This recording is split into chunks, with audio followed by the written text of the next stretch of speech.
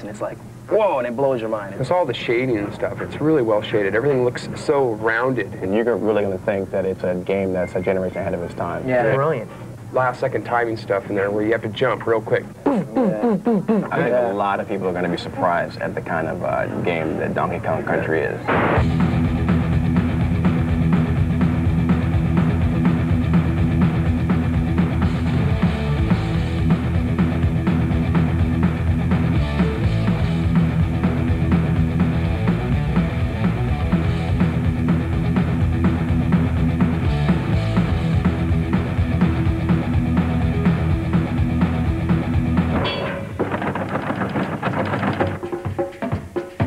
Here we are today on our way to Redmond, Washington to take an exclusive insider's look at Nintendo's new revolutionary yet unreleased game, Donkey Kong Country.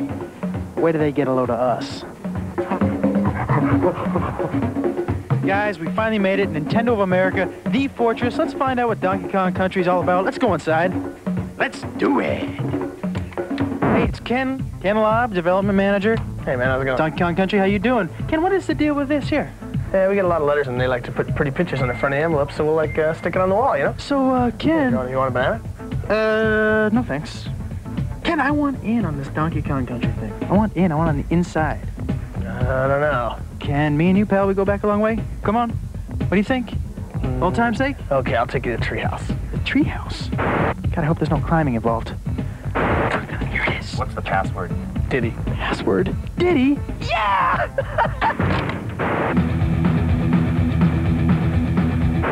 You know, after about 1,000 ditties, we finally get into the treehouse. We're gonna say hello to Tony Harmon. He is the product development manager here at Nintendo. Tony, how you doing? Pretty good. Welcome to the treehouse. Thank you very much. And I want to know the story behind the game. You're here to talk about the story. I'm the wrong guy. We need to get Dan here. This is Dan Oaks. Oh, Dan. What's up? How are you? Pretty good. Good, Dan. I want to know something about this story. Basically, we had a chance to kind of create a new story for Donkey Kong. We gave him a world to live in, some supporting characters, foremost among those Diddy Kong, the little Kong wannabe monkey guy. Little Kong wannabe? He's a cool little dude who follows Kong around, tries to be just like him. The story actually picks up with Diddy sitting in the jungle guarding the banana horde. No sooner does the storm start, nightfall, Kremlings come, stuff Diddy in the barrel. What are... Kremlings are the tribe of evil reptilian beings who inhabit the island, and they're very envious of Kong's banana stockpile. As we all are. Yes, as anyone would be. Yeah. And they stuff Diddy in the barrel, punt it in the bushes, and grab all the bananas and pick off with the loot. Donkey wakes up and... Next day, Kong wakes up, where's my bananas? He goes out to find him. Rescue his little buddy, find out where he is. But Kong's angry, he's got his little buddy back, but he needs his bananas. So we get the Kremlins, we got Diddy, and we get the big fella. Tony, did you have a favorite character? Are there more characters in this? There's a lot of characters. I like the whole Kong family. We got Cranky. Cranky's the star of the original Donkey Kong game. Still alive, is he? Dad or grandfather played that game. Wow. Then we also have Funky Kong. Funky's kind of the California circuit kind of. Funky Kong. Yeah, he That's runs nice. Funky Flights, and the Funky Flights allow you to fly around to different parts of the game. We also got Candy Kong. Candy Kong is Donkey Kong's love interest. Okay, good. I was wondering, maybe I could take a look at the game? Yeah, sure. Right over here. These guys are so easy. Yeah. This is Armand, and this is Rich. Hey, how you doing? Oh, hey. These guys test Donkey Kong Country for a living. We have hundreds of areas in Donkey Kong Country, and these guys have to play each area probably 100, 200 times each, weeding out all the bugs. This is a prototype board. There's 8 chips on this, 4 meg each, which makes it a 32 meg game, the biggest game ever.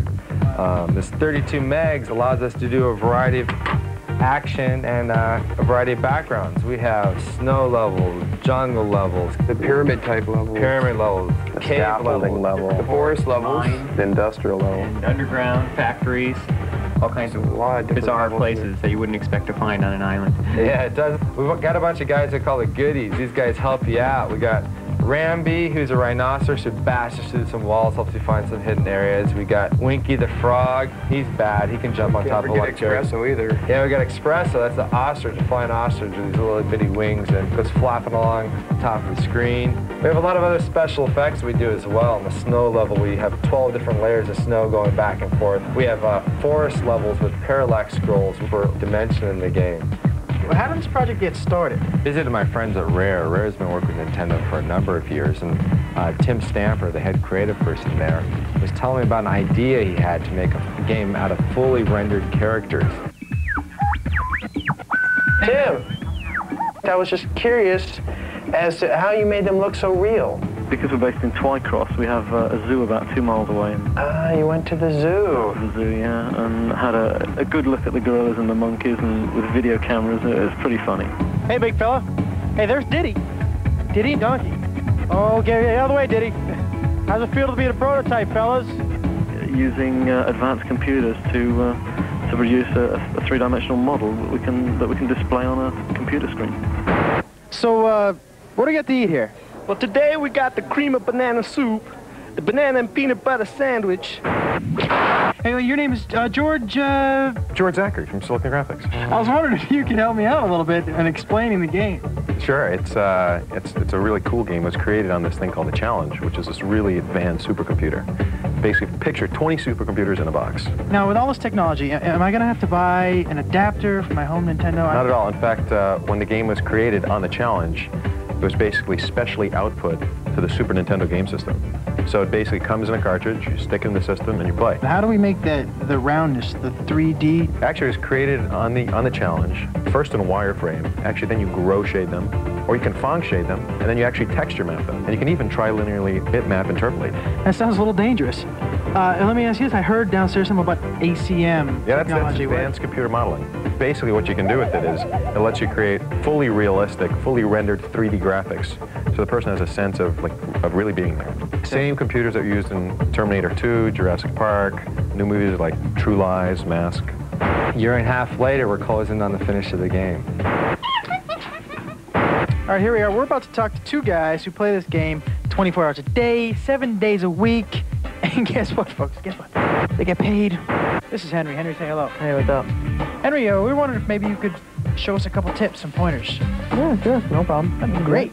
Okay, well, this is the first level, and this is Donkey Kong's treehouse, and that's where we got our name from. And there's a banana arrow on top of the trees when you first start. Donkey Kong can drop down there, and he can knock the keg out of the floor, and he can roll it up against the wall, and bounce back and ride it.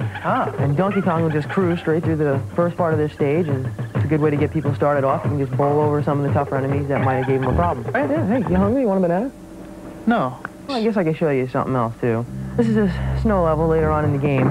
It is snowing.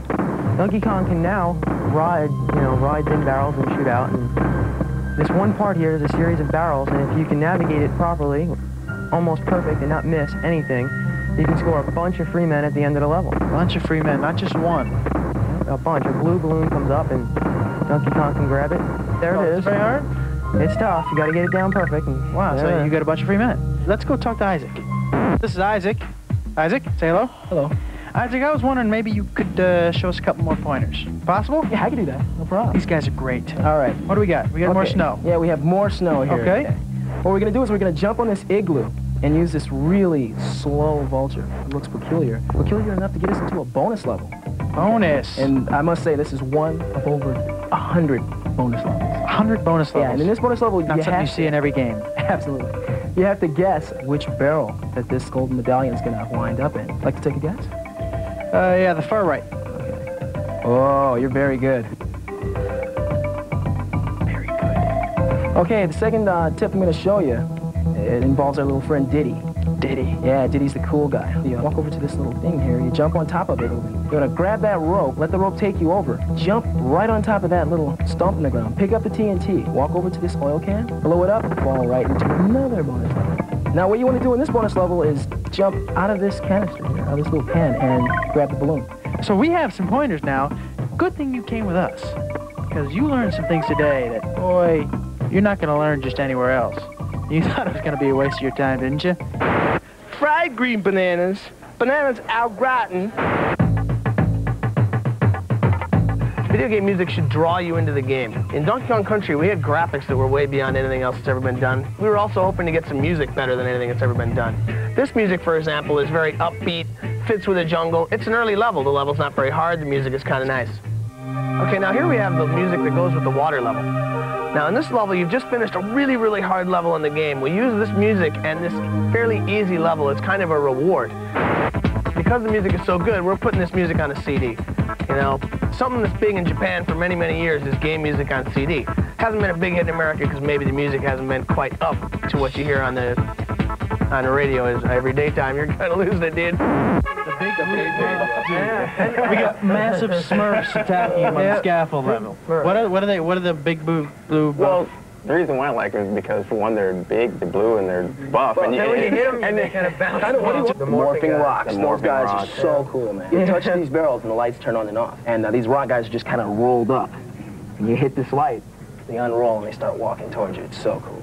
And you got to switch them on and off. Sounds a little scary. Yeah, On Guard's the fish you ride, and he just kind of pokes you with the swordfish front and Pokes the bad guys. yeah. No, yeah. do you guys get to ride? Do we get to ride minecart? Oh yeah. The minecart was a favorite stage. That's your favorite stage? Yeah, it's a pretty cool stage. You're mining? What are we doing? You're on the tracks, and a lot of them are broken, so you got to avoid, a lot of the broken tracks so you don't fall into the caverns. When we put this out, what do you think your friends are going to think about this game? Well, I don't think really you have to tell them all that much. Once they see the pictures, they're gonna be like, you have to have it, you know it, get it. It's one of those games you don't get bored with. You know, I've played it probably 100 times, over 100 times now, and I'm still getting better. I'm still getting better in stages. There's certain stages I can improve on and keep getting better. I'll tell you what, you better reserve this game before November 21st, because that's when it comes out in the stores. I already got mine.